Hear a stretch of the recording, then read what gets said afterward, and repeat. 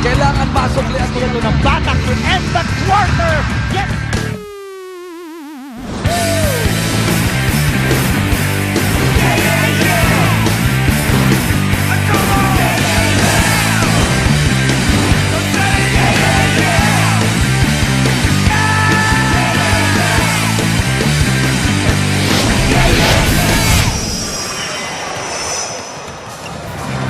Noong taong 2004, tinalo ng University of Perpetual Help ang Beda College sa Final Four upang makarating sa finals sa unang pagkakataon mula noong sila'y sumali sa liga noong 1984. At ngayong Martes, susubukan muli ng Altas na magtagumpay kontra sa Red Lions dito sa NCAA Season 92.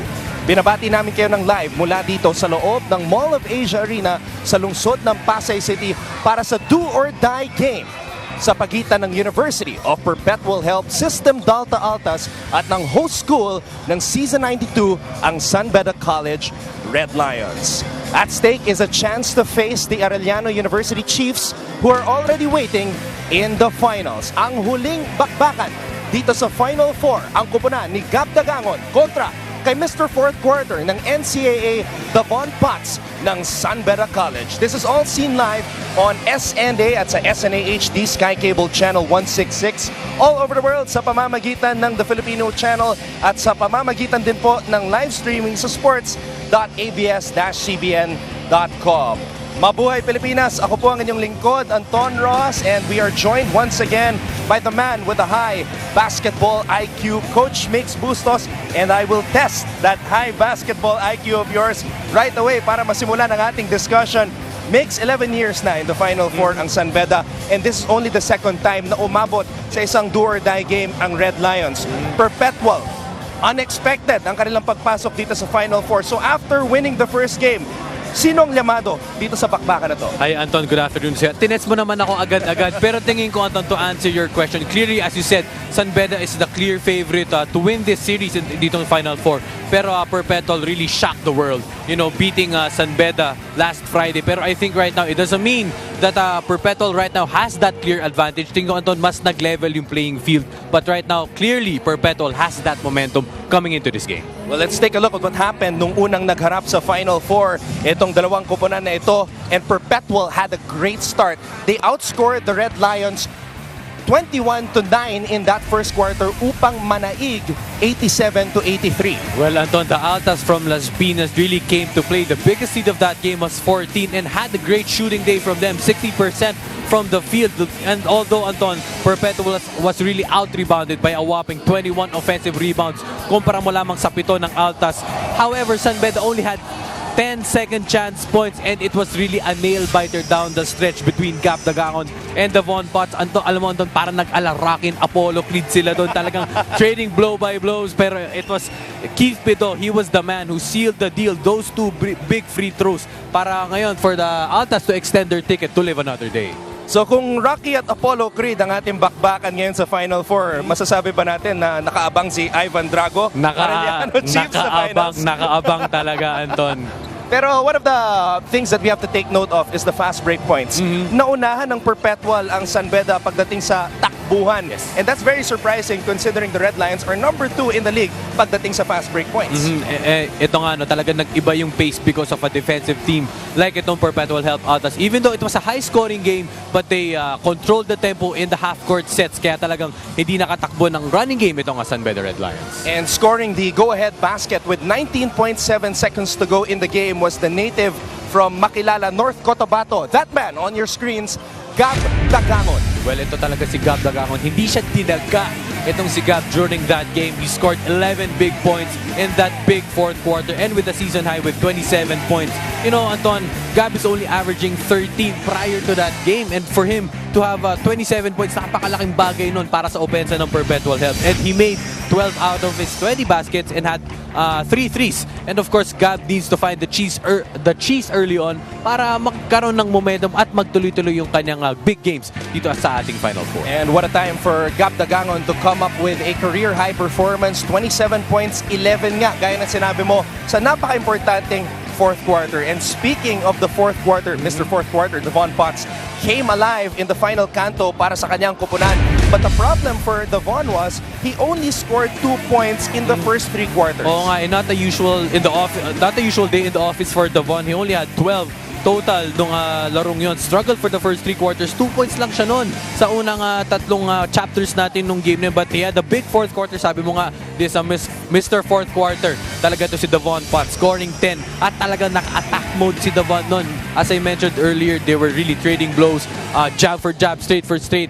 Kung ano-ano mga talaga nakipagbakbakan siya kay Gab Dangangon during that game. And now is really the time for Devon to step up and to have the biggest fourth quarter of his career. And perhaps the biggest game of his career also dahil do or die na ang sitwasyon para sa kanyang kupunan. So many guys have to step up. Robert Bolick scored all of his career-high 21 points in the first half.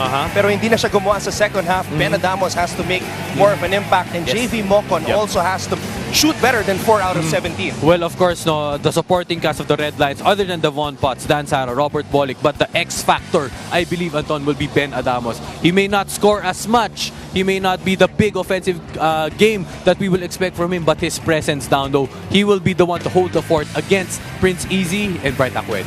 At upang makumpleto ang ating broadcast team ngayon, makakasama natin at courtside si Sarah Carlos. Sarah? Hi, Anton! At grabe, mukhang sobrang exciting tong magiging game natin dahil do or die nga ito. And syempre, nagtataka rin tayong lahat kung sino kaya ang haharap sa Arellano ngayong finals, which is our question of the day, guys. So lahat ng mga team bahay, pwede nyo sagutin ang aming question of the day at pwede nyo rin kami itag sa aming mga social media handles na makikita nyo sa inyong mga TV screen.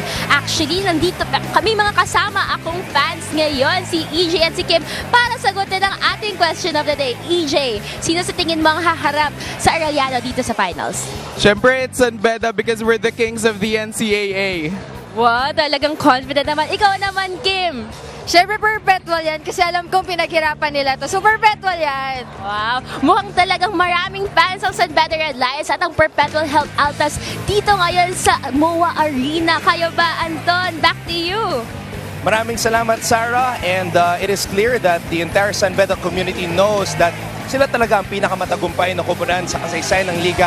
19 NCAA championships, pero ang Perpetual mix, they have never won a championship. So the entire community is anticipating this matchup. Well, maybe right now it's the time for Perpetual to, defy that odds against the NCAA Kings. Pero syempre, whoever wins this game, for sure bakbakan to. At talagang kung sino man nanalo dito, makakaharap ang Arellano sa finals. At sa aming pagbabalik, magsisimula na po ang gera sa pagitan ng San Beda Red Lions at ng Perpetual Altas.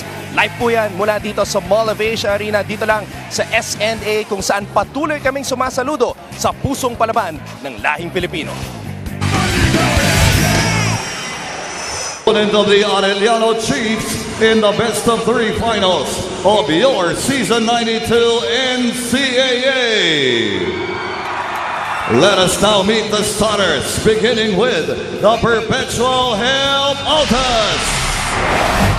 Off guard number 9, AJ Coronel. Point guard number 19, Keith Pidon.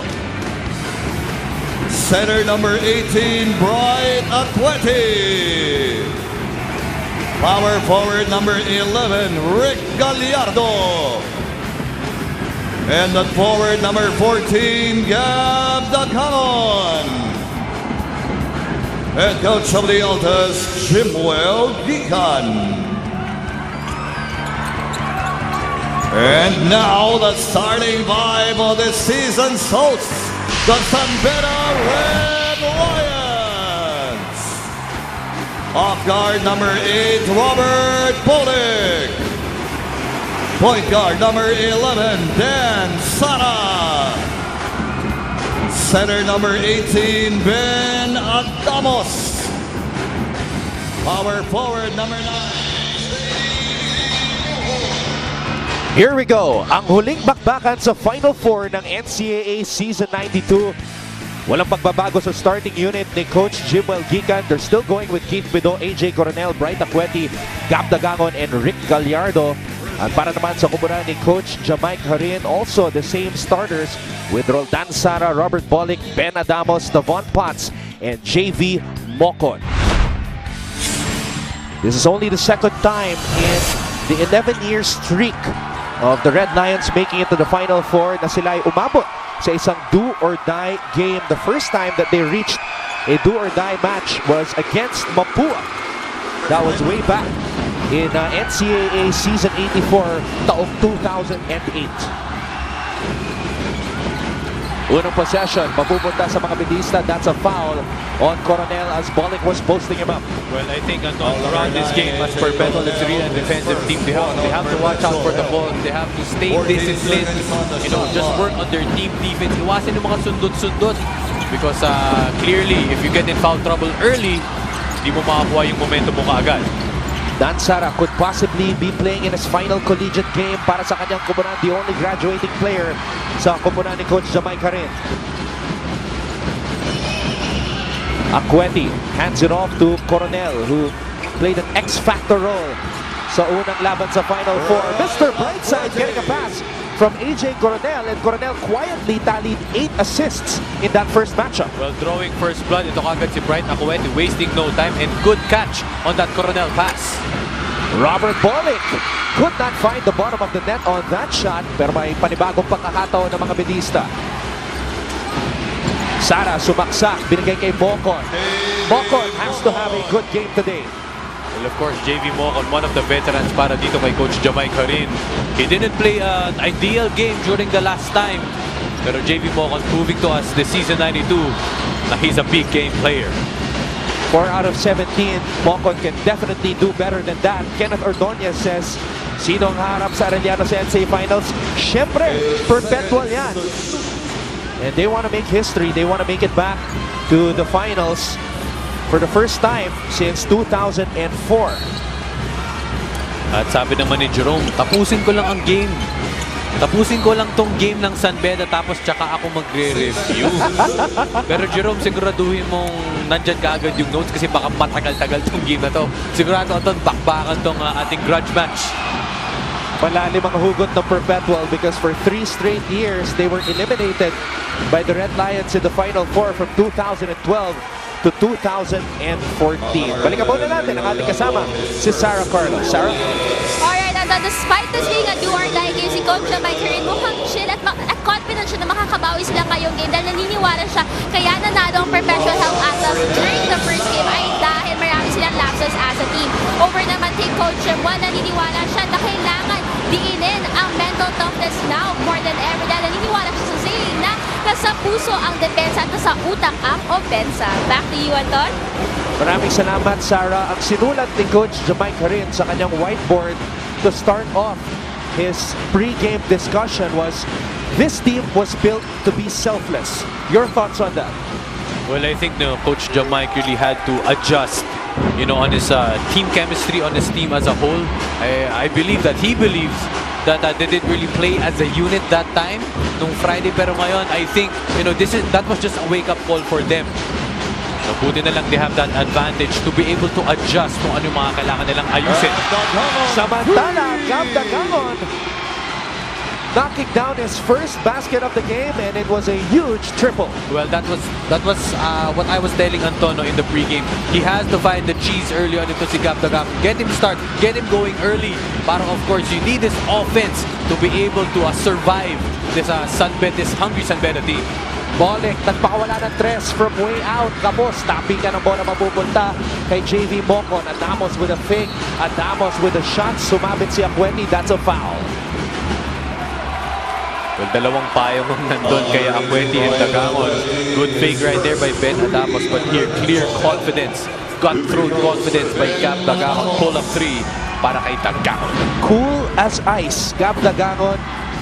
Always composed, hindi nagbabago ang facial expression.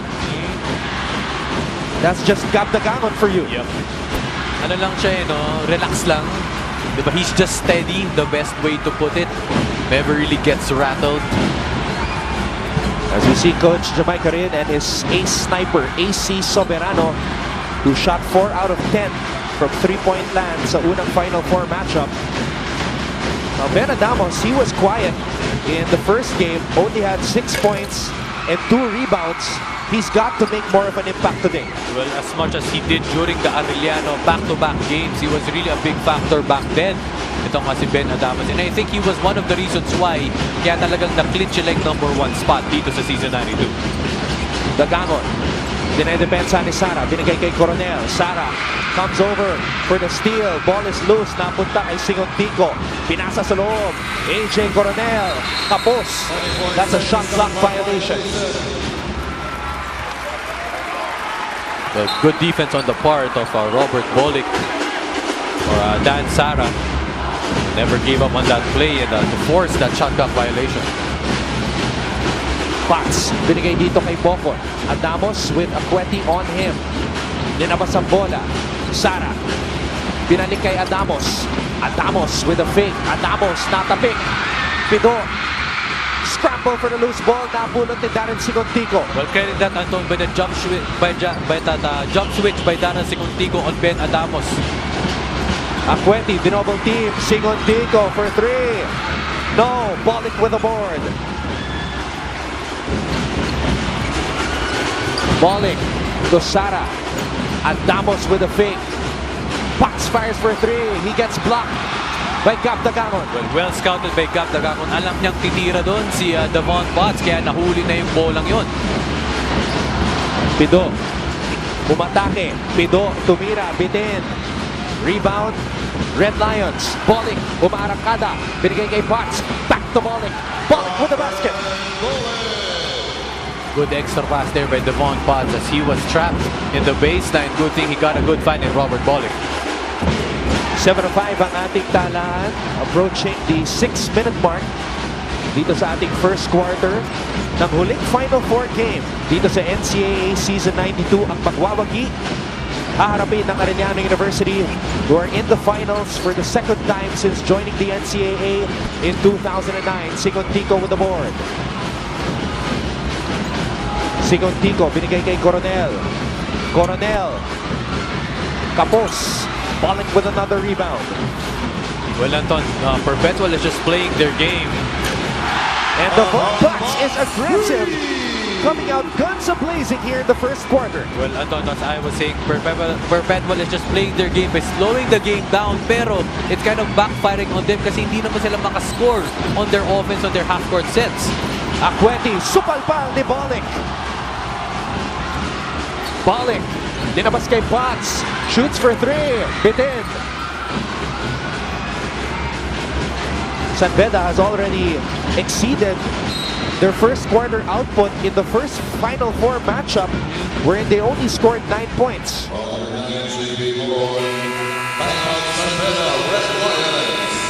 Coach Jamai Karin calls for time. Magbabalik po ang Final Four ng NCAA Season 92. Ng NCAA Season 92 Final Four matchup sa pagitan ng Perpetual at San Beda. As usual, the lovely ladies are out here on a Tuesday dito sa Mall of Asia Arena sa lungsod ng Pasay.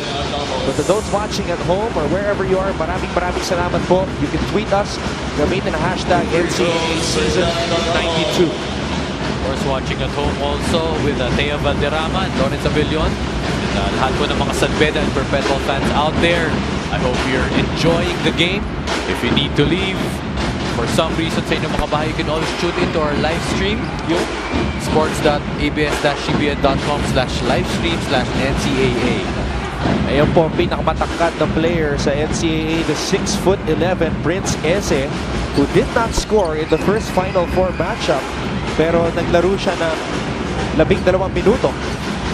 Limited minutes lang si Prince Eze in the first Final Four matchup. Nuno Noah. Papasok sa unang pagkakataon and Aqueti taps that ball away. Pido, nakita si Singontico, binigay kay Dagangon, pinasok sa loob kay G.J. Ilagan. Way to stay aggressive si G.J. Ilagan, and that's what they need if you're Perpetual. And if you're slowing the game down, you have to be extra aggressive on your offense. Kailangan walang takot pag dumadrive o titira ng basket. Ilagan had a very efficient game the last time out. 8 points in just 13 minutes of action. 8 seconds to shoot. Ito naman si Nuno Noah also had an impactful game only played 16 minutes but tallied 14 points. Very efficient itong ating mga manlalaro. Sara umatras, natapik ang bola, nakuha ni Pido, hinahanap si Sigontico, and the referees are trying to decide kung sino ang huling humawak dito sa bola na ito. Panoorin natin sa replay. I'm all praises for Keith Pido. What a defensive-minded point guard. And even though last touch na to, he's providing all the stops. Hindi na binibigyan ng momentum yung mga bantay niya. Active hands, active feet. Ng Keith Pido, really a gem para dito sa Altas. Bocon, umikot, tumira, kapos, agawan para sa loose ball, napulot ni GJ Ilagan. And you can see GJ Ilagan, even though they had that opportunity to run the floor, sabi niya, relax lang tayo, teka lang, let's set our half-court offense. Sigontico, dinedepensa ni Bocon. 8 segundo natitira sa shot clock, binigay ang bola kay Bright. Pido umatake, Keith Pido, walang tinawag na foul, it's San Beda basketball. Bolick, rumarachada, binigay kay Davon Potts, naagaw ni Dagamon. Keith Pido, all the way! Go ahead, pass it by Keith Pido, and credit again that defense para dito sa Perpetual Health. But for San Beda right now, they have to look down low. A 6-0 run para sa Perpetual. Pounded ito si Noah, good defense again. Ilagan, napulot ang bola. It's a 4-on-2 fast break. GJ Ilagan, binen. Nuno Noah snatches the ball away from Akweti. And Brent Akweti appealing to the referees na hinatak daw yung braso niya pababa. But a good fast break opportunity by Perpetual Health. Ito ang Keith Pido all day, all alone with that go-ahead bucket. Ito yung huling sequence na ito. GJ Ilagan, bitin ang kanyang fast break layup attempt. Nuno Noah snatching the ball away mula kay Mr. Brightside.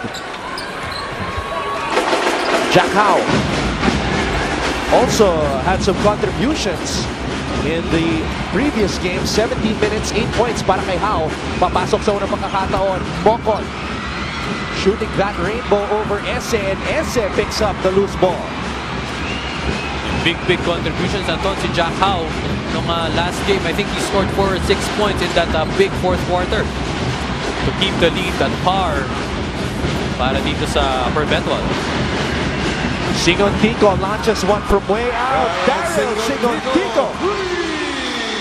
All day for him. The Health defense didn't really recover right away dito kay Daryl Sigontico rather. Kaya open basket para sa kanya. It's now a 9-0 blast by the Altas. And a steal here. Sadiwa. Blocked by Bocon. Ese recovers the ball. Binigay kay Ilagan. No need to rush if you're Perpetual. 10 seconds pang lalalabi dito sa shot clock. Sadiwa. The switch comes. Sadiwa, umikot. Binigay kay GJ Ilagan for 3. GJ Ilagan!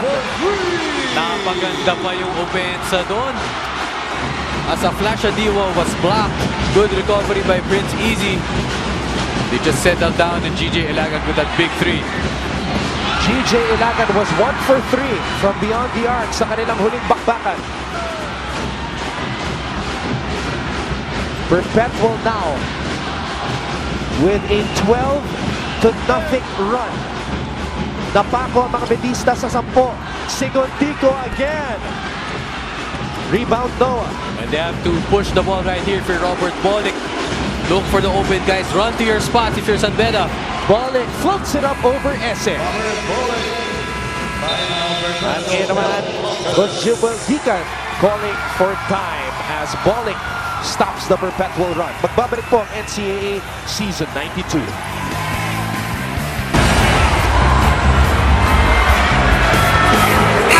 Daryl Sigontico showed us that California swag sa unang Final Four match kontra sa San Beda 15 big points for Sigontico. Well, 15 big indeed para dito kay Darren Sigontico. He just averaging 6 points a game, pero during that game, lights out. Talagang pinakawala na yung mga bomba niya, 15 points. Ito nga si Darren Sigontico really coming up big para dito sa Perpetual. And I think, Anton, nag-elevate o nag-peak yung game niya, parise yung game niya nung nag-start niya nung second round. Father and son, Coach Louis Alas and Kevin Alas. Two legendary names dito sa larangan ng NCAA. Of course, they're supporting Kenneth, who's playing for the Red Lions. Ball is loose. Sara spins, recovers, kicks it out to AC Soberano for three.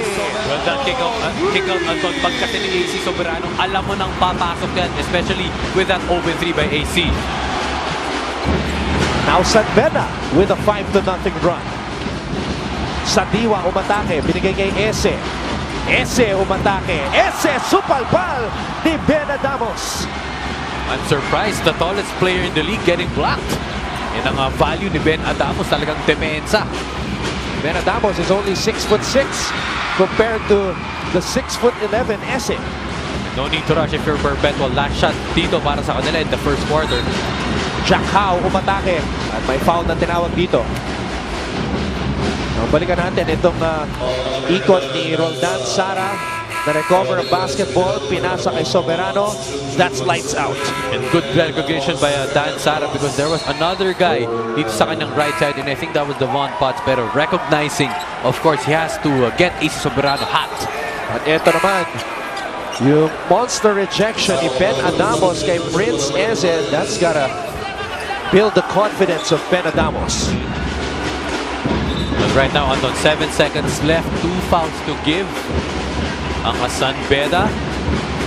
And they can use these fouls para hindi makaporma ang Perpetual dito. Jack Howe, dinabas ang bola kay Sadiwa. 3 segundo natitira dito sa first quarter. Flash Sadiwa with a huge 3-point bomb. Well, Anton, as much as San Beda was getting a run of their own, what a bailout shot para dito kay Flash Sadiwa to extend the lead to 5.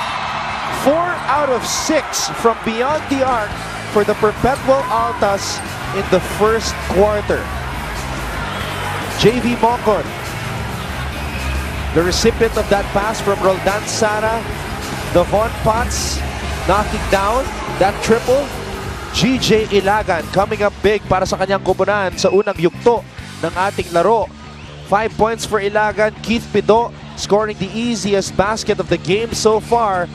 Daryl Sigontico, GJ Ilagan, and later on, Flash Sadiwa letting it fly for Perpetual. My, oh my. The Altas lead the Red Lions 20-15 at the end of 1. Ito po ang Final Four ng NCAA Season 92.